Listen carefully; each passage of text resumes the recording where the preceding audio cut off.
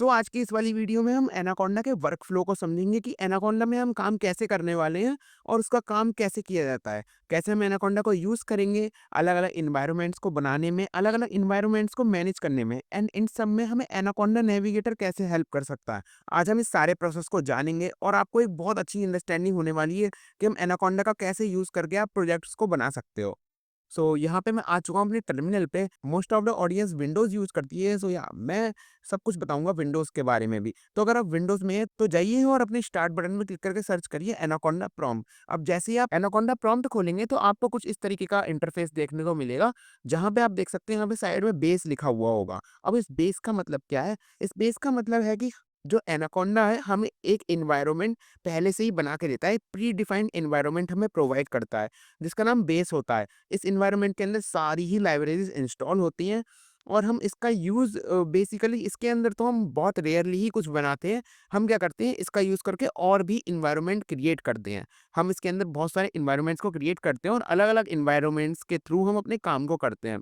तो सबसे पहले हम देखते हैं हम एनवायरनमेंट को कैसे लिस्ट कर सकते हैं।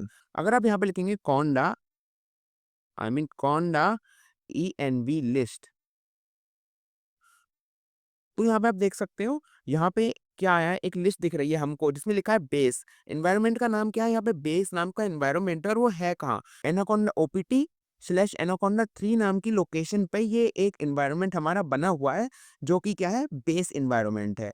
एनाकोंडा ENV लिस्ट कमांड से हम क्या कर सकते हैं? सारे अपने एनवायरनमेंट्स को लिस्ट कर सकते हैं, देख सकते हैं कौन सा एनवायरनमेंट कौन से पाथ पर बना हुआ है। लेकिन अब आप पूछोगे भैया ये तो सिर्फ एक ही एनवायरनमेंट है, अगर हमें अपने एनवायरनमेंट बनाने हो तो हम कैसे बनाएँगे? उसके लिए हम क्या कर सकते हैं, कोंडा क्रिएट -n और फिर हम दे सकते हैं अपने एनवायरनमेंट का नाम। यहाँ पे मैं कर दूँगा प्रोसीड या फाइनली हमारा जो है एक न्यू एनवायरनमेंट बन चुका है जिसका नाम क्या है? मनीष ENV। तो यहाँ पे देख सकते हैं यहाँ पे लिखा हुआ है मनीष ENV और ये एनवायरनमेंट हमने किस कमांड से बनाया? हमें लिखना पड़ेगा कोंडा क्रिएट -n मनीष ENV। जब हमने इस कमांड का यूज़ किया तो हमारा एक नया एनवायरनमेंट बन गया जिसका नाम था मनीष ENV। और अगर आपको विश्वास नहीं हो रहा है तो आप क्या कर सकते हो? भाई दोबारा कर लो ना चेक, कोंडा ENV लिस्ट। अब मैं दोबारा चेक करा, तो आप देख सकते हो बेस के संग एक और एनवायरनमेंट शो करने लगा है हमारा ये टर्मिनल, जिसका नाम क्या है? मनीष ENV। और ये कहाँ पे है? OPT slash anaconda 3 slash ENVs और स्लैश मनीष ENV।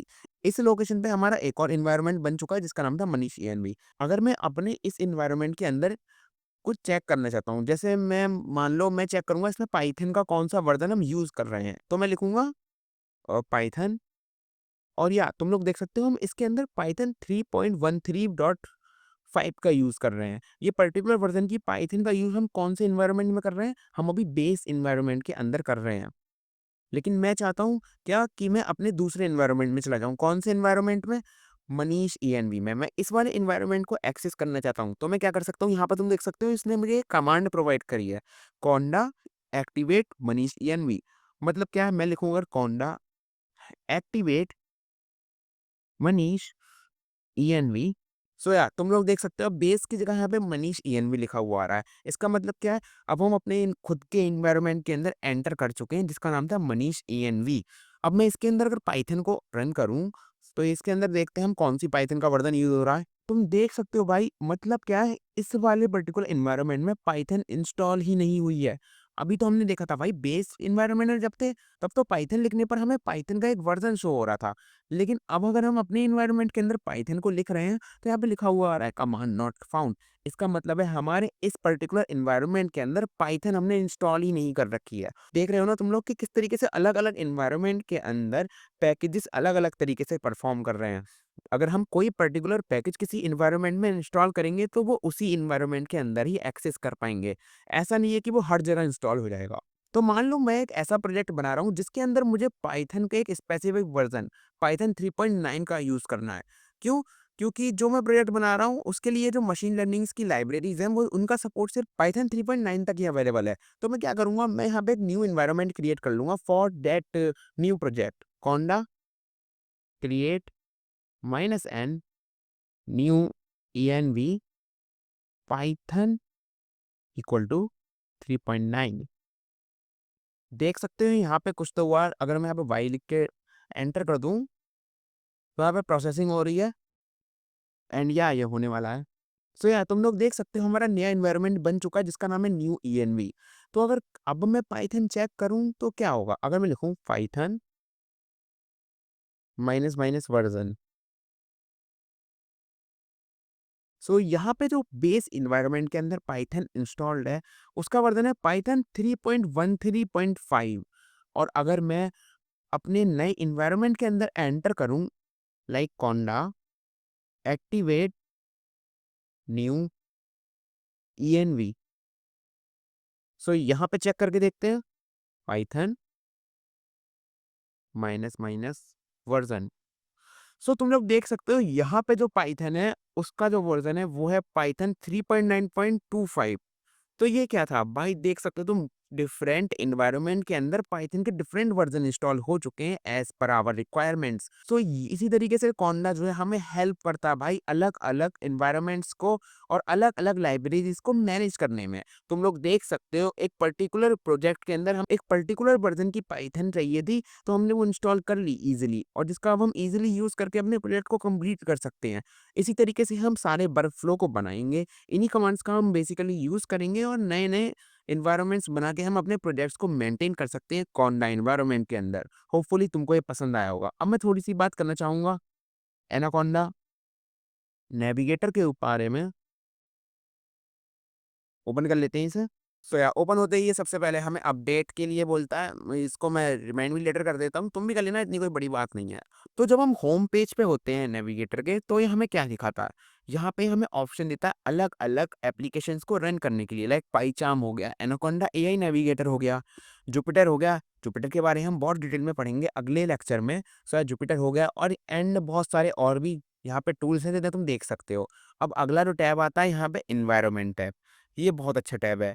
इस टैब के अंदर हम उन सारे एनवायरनमेंट्स को देख सकते हैं विजुअली जो हमने बनाए थे यूजिंग अपने टर्मिनल या फिर अपना एनाकोंडा प्रॉम्प्ट। यहाँ पे देख सकते हो ये तो हमारा बेस एनवायरनमेंट हो गया, ये 2 एनवायरनमेंट वो हैं जो हमने बनाए थे। अगर मैं मनीष ईएनवी पे क्लिक करूँगा तो यहाँ पे लोडिंग हो रही है और यहाँ पे कुछ भी शो नहीं हो रहा है फिलहाल तो। अगर मैं न्यू ईएनवी पे क्लिक करूँगा तो यहाँ पे देखा इसने बहुत सारे पैकेजेस को लोड कर दिया है। ये वो पैकेज हैं जो पर्टिकुलर इस वाले एनवायरनमेंट के अंदर इंस्टॉल हो चुके हैं। यहाँ पे पाइथन है, पिप है, ओपनएसएसएल है, एक्सपेक्ट है और यहाँ पे जेडएक्स है, वी है। इन सारे पैकेजेस को क्या है ये ऑटोमेटिकली यहाँ पे डाउनलोड हो चुके हैं। अब तुम लोग देख रहे हो कितना आसान हो गया है हमें ये चेक करना कि किस एनवायरनमेंट के अंदर हम कौन-कौन से पैकेजेस को यूज़ कर रहे हैं। हम ईज़िली यहाँ पे एनाकोंडा नेविगेटर में आके चेक कर सकते हैं जो-जो हमने एनवायरनमेंट क्रिएट किए थे, तो वो एनवायरनमेंट कौन-कौन से पैकेजेस का यूज़ कर रहे हैं और साथ में यहाँ पे उनके वर्ज़न भी लिखे हुए हैं। तुम देख सकते हो यहाँ पे सारे वर्जन्स भी लिखे हुए हैं और अगर मैं यहाँ पे टिक मार्क पे क्लिक करूँगा, तो यहाँ पे तुम लोगों को कुछ ऑप्शन दिखेंगे मार्क फॉर अपडेट। अगर मैं मार्क फॉर अपडेट कर दूँगा, तो लेटेस्ट जो भी अपडेट होगी, उसमें ये पर्टिकुलर पैकेज अपडेट हो जाएगा। अगर मैं मार्क फॉर रिमूवल कर दूँगा, तो ये हमारे एनवायरनमेंट से रिमूव हो जाएगा और यहाँ पे मैं स्पेसिफिक वर्जन को भी इंस्टॉल कर सकता हूँ।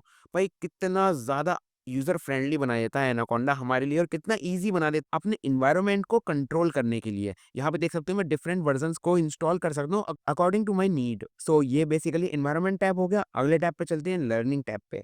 सो लर्निंग टैब क्या है? यहाँ पे भाई तुम लोग को काफ़ी सारी पोस्ट और यहाँ पे पूरी डॉक्यूमेंटेशन मिल जाएगी। अलग-अलग चीज़ों के लिए यहाँ पे एनाकोंडा की डॉक्यूमेंटेशन है, यहाँ एनाकोंडा नेविगेटर की डॉक्यूमेंटेशन है, यहाँ पे जुपिटर की डॉक्यूमेंटेशन है। यहाँ से तुम कोई भी डॉक्यूमेंटेशन के बारे में पढ़ सकते हो।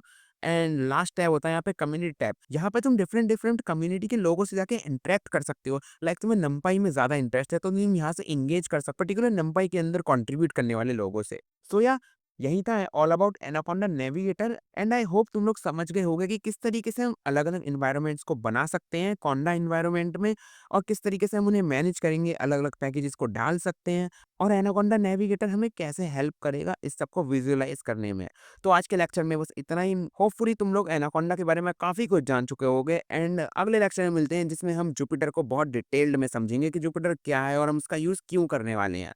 तब तक के लिए tata, bye bye, thank you.